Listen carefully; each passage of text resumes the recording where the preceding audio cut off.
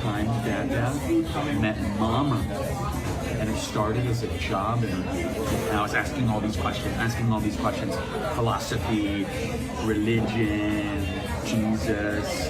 And then I realized Mama was beautiful and smart and elegant and Christ-like. And so I said, forget this job interview. I want to date you. And I said, I have enough friends. And that's where your journey started. Erika Kirk never imagined she'd have to explain death to a child. Never imagined she'd hear the words, "Mom, is Daddy coming back?" That question shattered her life forever. Now, as the case against her husband's accused killer moves closer to trial, a new fight has erupted.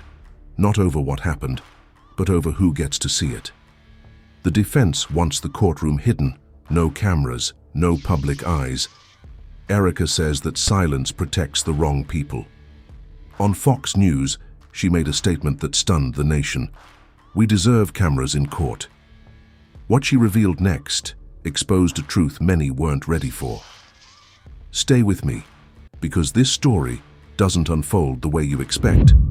And before we begin, make sure you like, subscribe, and turn on notifications for Unraveled Crime, where the truth never stays buried. The air outside the courthouse felt heavy that day. News crews lined the sidewalks. Supporters held candles and photos, and inside, lawyers were already arguing about something bigger than evidence: access. The case had not yet reached trial. This was still a pre-trial hearing, procedural, technical, but tense. Every word carried weight. The defense argued that cameras should be banned from the courtroom. They said it would create a media circus, that it would threaten the integrity of the case, the safety of witnesses, and the rights of the accused. But to many, including Erika Kirk, that argument sounded like something else, like silence, like control. She wasn't in the courtroom that day. She had stayed home with her children, because facing lawyers who dissect your life for headlines is its own kind of pain. But she watched, she read, and when she saw that the defense team was fighting to keep cameras out, something inside her broke. Later that week, sitting down with Fox News, Erika spoke quietly. No anger, just truth. We deserve cameras in court, she said, because if the whole world watched us grieve, they should be able to watch justice too. It wasn't rehearsed. It wasn't political. It was personal. The interview lasted less than 10 minutes, but those few sentences set social media on fire. Clips of her voice, trembling but sure, spread across every platform. Supporters called her brave. Critics called her reckless. But no one could deny the emotion behind her words. For Erika, it wasn't about fame or visibility. It was about truth. She'd seen what rumors could do, how quickly a tragedy could turn into a hashtag, how strangers online could twist pain into conspiracy. She didn't want silence, and she wanted sunlight. If justice is fair, she said, then why hide it? That one question hit harder than any headline. Because it wasn't just about her husband anymore. It was about trust in the system, in the process, in the idea that justice is supposed to be public. The prosecutor's office declined to comment on her statement. The defense called it an emotional appeal. But across America, people started asking the same thing. Why shouldn't the public see what happens inside a courtroom, especially when the whole country already watched the tragedy unfold? We're here on the Tyler James Robinson motion to appear in civilian clothing and without physical restraints at all pretrial hearings. Because of some of the arguments involved in court security protocols, the court held a closed hearing on October 24th, 2025. During that hearing, the parties addressed several related matters. The first, Mr. Robinson's motion to strike the sheriff's response. The second, Mr. Robinson's motion to appear in civilian clothing and without physical restraints.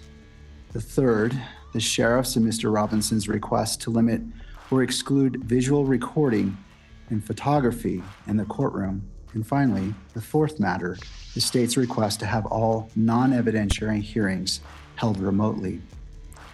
The parties have stipulated that the state's request to hold non-evidentiary hearings virtually, as well as the parties' joint request to limit electronic media coverage, Both require further briefing. Those issues are not yet ready for the court's decision. To facilitate that briefing, the court directs as follows.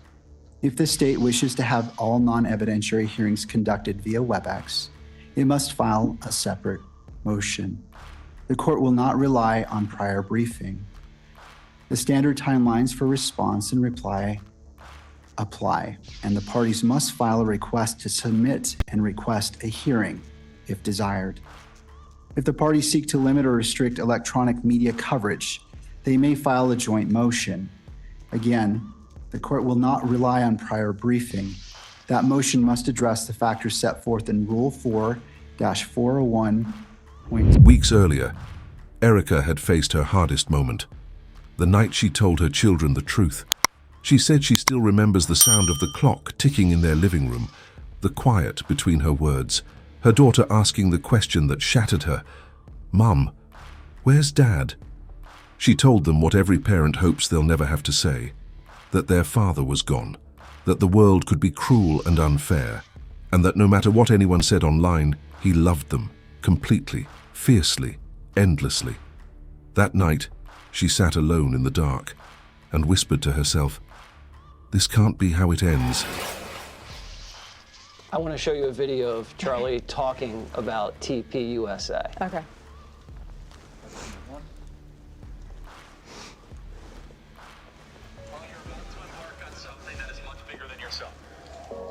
So check your ego at the door. Oh, he looks so good. Sorry guys, just give me a second. It's the longest video I've watched of him. Just give me a second. Charlie was on a mission to save Western civilization. Did you know that's what you signed up for? You know, well, no, I didn't sign up for anything. I just married the love of my life. Hard to watch. Erika Kirk speaking out on the assassination of her husband, Charlie Kirk. Here's what she exclusively told Jesse Waters on why she refuses to live in fear. Do you feel safe? What are they going to threaten me with? Going to heaven sooner to be with my husband? And I don't say that to be reckless. I do not. I do not say that because I'm out in the streets like, here I am, come find me. And it's not at all. It's a fearlessness that's rooted in the understanding that I will have my day and my time, whenever that is. When the Lord knows that I've completed my mission. And I'm not afraid. Charlie wasn't afraid either. We never lived in fear. If we did, we wouldn't get anything done. You know, Harris, she has so much wisdom. Every time she answers a question, she turns it back to faith. It's so clear, her compass and what guides her, much the same as her husband's, Charlie's. Yeah, you know, these are different times than the late 50s. But there were people then, MLK Jr. is one that I'm thinking of as probably the most who did this, who truly believed that it was spirituality at the center of everything. And that's where the hope and the progress could come from. And I see her as unbending in this moment because something else holds her up. It's not the fans, it's not the people, it's none of that. It is the Lord. He's got her. And it is amazing to be reminded of the power of that and the grace that it inspires within a human being. It keeps us all going. It is spiritual food. Every time I hear her speak, I pray for her that she continues to have the strength to do it. And in another moment of complete wisdom and trust and faith in God, here's Erika Kirk talking about what she tells her two small children, including her 3-year-old, about where Daddy is. You told your children that Charlie was going on a work trip with Jesus. Are they still asking, where's Daddy?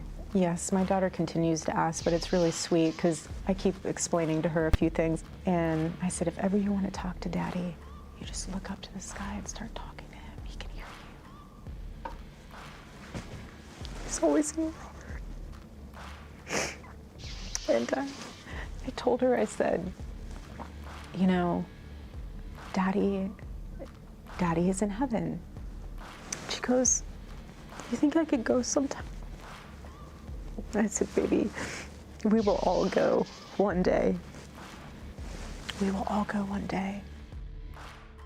Yeah, I mean, Kaylee, that's so hard. You know, I have a 6-year-old who's asking questions about life and death, and I can't imagine a 3-year-old having to explain that concept to, and she just wants to go to heaven to see daddy. Yeah, as a new mom myself, it's really hard to even wrap my head around how she's navigating this situation and how she's navigating this situation knowing that her small children are going to grow up knowing about their father and how he was killed, and God forbid seeing the actual footage of it.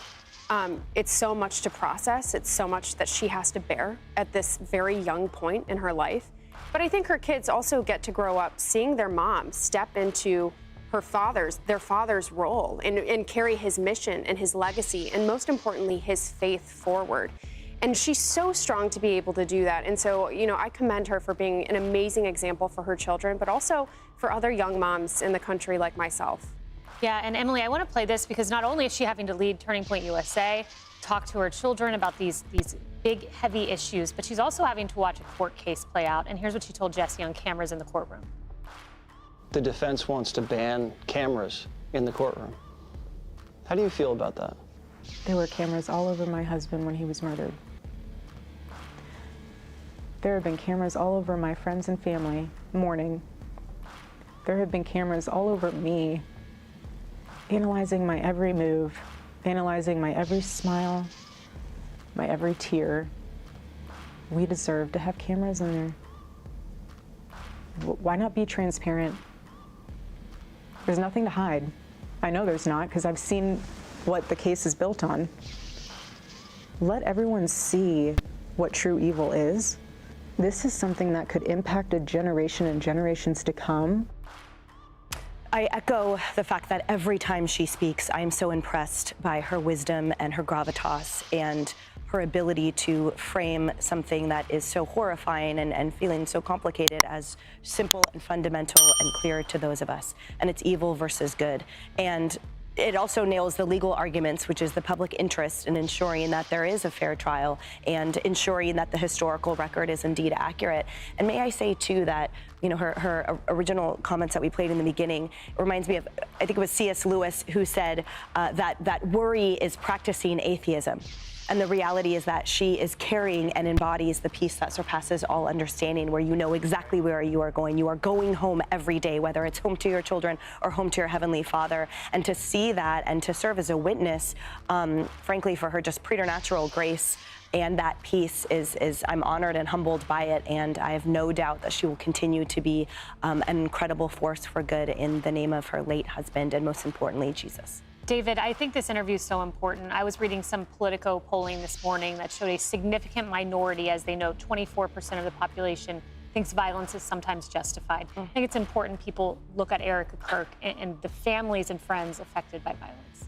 I mean, you've all provided such great aspects of this. There's a part where she says people have to see evil for what it is, and that's important. You talked about MLK Jr. earlier.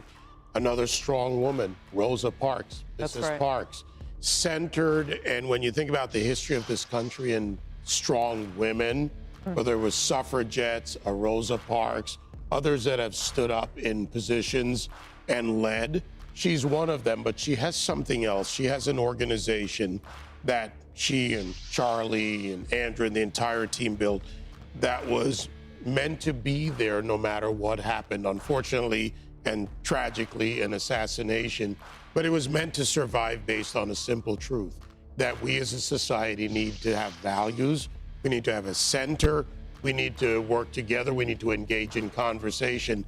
That carries you much further, and she's able to work with that, to come home with that in her as a part of her.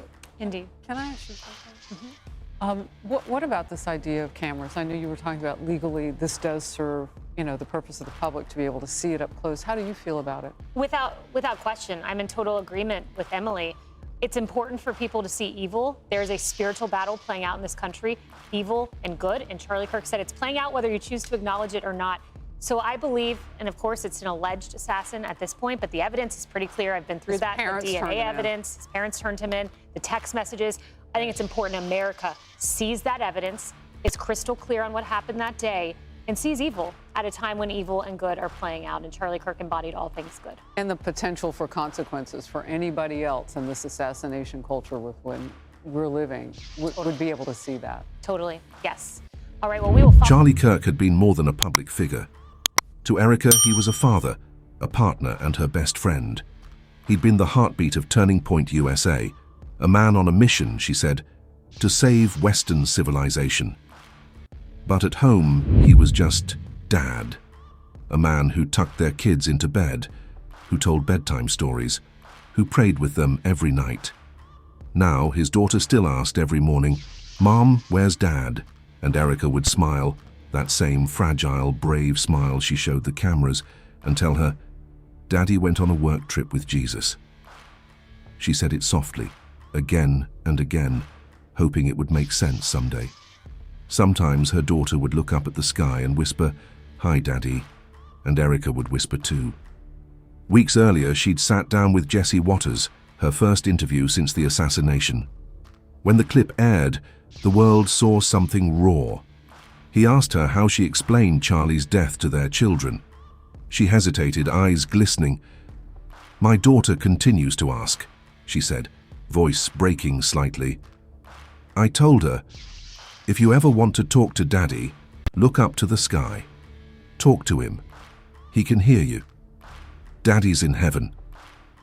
And then her little girl looked at her and asked, "Mommy, do you think I could go sometime?" Erika's voice cracked. "I told her, we'll all go one day, baby. We'll all go one day." The studio fell silent. Even hardened news anchors couldn't hold back their emotion, because behind the headlines, behind the politics, was a family, broken but unbowed. For months, Erika carried that pain in private. Publicly, she was unshakable, calm, composed, her faith shining through every interview. But in private, she told friends, the silence was deafening. Late at night, she'd scroll through old videos, Charlie smiling, speaking to crowds, his passion alive in every word. In one clip, he sat in a restaurant, the very spot where they first met. He looked into the camera and told their daughter, "Right here is where Dad met Mom." It started as a job interview, but she was so smart, so beautiful, so Christ-like.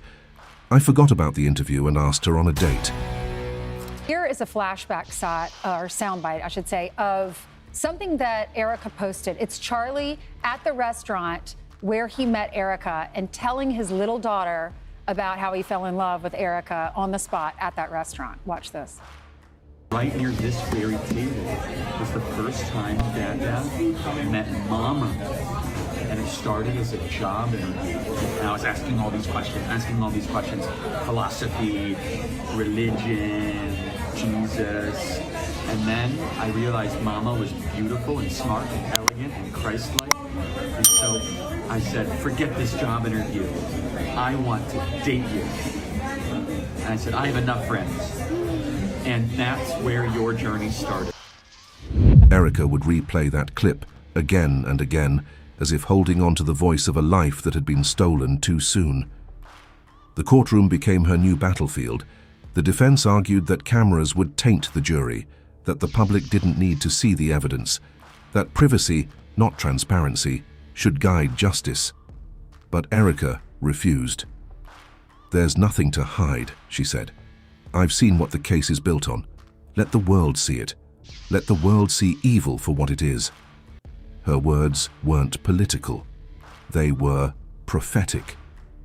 Now, sitting in front of a national audience, she carried that same determination, not to change the verdict, but to make sure the truth could be seen by everyone. "When people grieved with us, the cameras were there," she told Fox. "But when it's time for justice, suddenly they say cameras are a distraction? That's not fair, that's not transparency." Her tone wasn't angry, it was resolved. A mother demanding consistency in a world that often gives none. In court filings, the defense team doubled down. They said allowing cameras could jeopardize the safety of witnesses and inflame public opinion. But legal experts pointed out, Utah courts have long allowed cameras in certain high-profile cases with strict restrictions. So the question wasn't really if cameras could be there, it was why not this time. For Erika, that was the contradiction that burned. Millions had already seen her family's grief, their tears, their loss.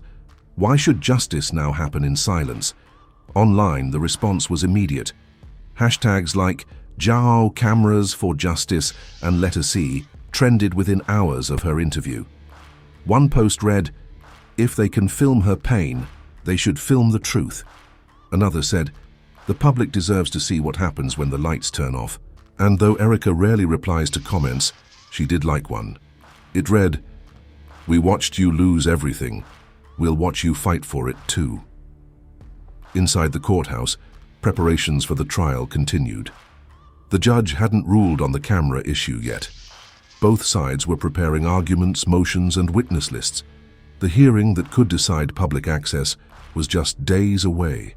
For the Kirks, every moment felt like a countdown. Each passing day carried both hope and fear that justice could finally be seen, or that it would happen behind closed doors again.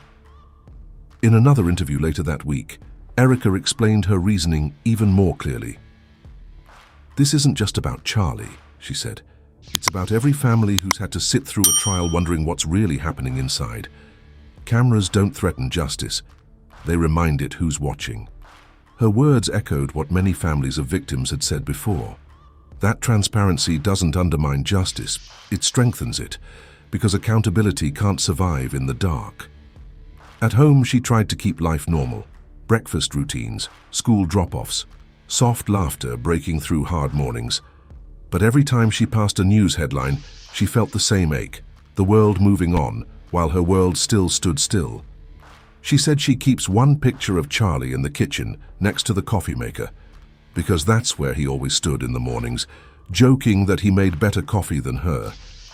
And every time she looks at that photo, she remembers what she's fighting for. Not just justice, but truth. When she first said, "We deserve cameras in court," she didn't know it would become a movement. But now, legal experts, journalists, and even advocacy groups were quoting her words. They called her the voice of courage, a mother who refused to let grief be sanitized. A Fox journalist later said, "She spoke like someone who's lost everything and still found something worth fighting for." Meanwhile, the defense team filed another motion, again asking to keep cameras out. They argued the case was too sensitive and too political, too volatile. But public sentiment was shifting. Even those who disagreed with Charlie Kirk's politics found common ground in Erika's plea for transparency. Because in the end, this wasn't about ideology. It was about trust, and trust once lost is hard to regain. In the days leading up to the next hearing, Erika met privately with supporters and families who had gone through similar pain. Some were mothers, some were widows. All understood what it meant to be silenced by systems too big to fight. They told her they admired her bravery. She told them it wasn't bravery, it was necessity. "If we don't demand to see justice," she said softly, "then how will we ever know it exists?" The next court date was set. Reporters would be outside again, lawyers ready with arguments, and the world waiting to hear whether the public would be allowed to witness what happens inside. Erika said she plans to be there this time, not to speak, not to make headlines, but to watch, because sometimes presence is its own act of defiance. This story isn't over. The trial hasn't begun, and the question still stands. Will America get to see what happens in that courtroom? Erika Kirk says we should. She believes the same cameras that captured her grief should now capture the truth. And maybe she's right. Because justice doesn't live in whispers. It lives in the light. If you believe in transparency, hit like. Subscribe to Unraveled Crime for every update as this story unfolds. Turn on notifications so you don't miss the next hearing or what happens when that gavel drops. And tell us in the comments, should the courtroom stay open to cameras or should justice stay behind closed doors? Because one way or another, this case will redefine what open court really means in America.